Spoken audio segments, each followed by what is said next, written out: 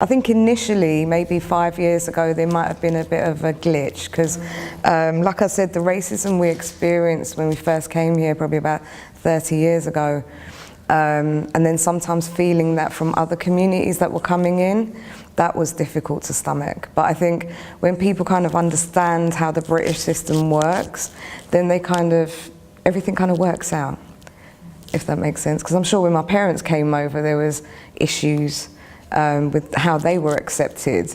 But over time, I think when people get to know people and prejudices fall away, everything works out all right in the end. Where were your parents from originally? My mum's from Kenya, my dad's from South Africa. They technically couldn't get married because apartheid was on and South Africa had an embargo. So they had to come here in the 70s to get married, and my dad set up a business and they carried on, and that's why we ended up in Chingford, because he ended up starting a business there.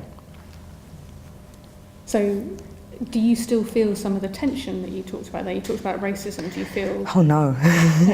So it is. No, yeah, very different. Because one of the things that people tell me as the MP is that, especially since Brexit, they felt that there is more tension, there is more kind of division between different communities, different groups. Some of it racial, some of it about religion. I think some of it just about being angry about the world.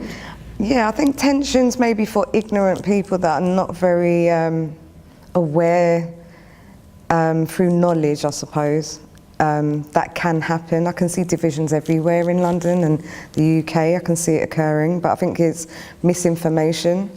Growing up in the 80s in Chingford was very difficult. Being the only kind of coloured person in school and things like that was difficult, and it was aggressive and violent as well. I think the aggression now is very different to what we experienced because we were new coming in, and that was different. I think now there's so many different other ways of forms of hate. We never had social media in the 80s, so thank God. Yeah, we didn't have all of that.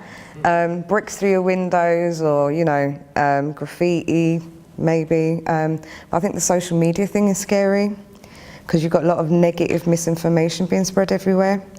So yeah, I think it's a different kind of hate going on at the moment, personally.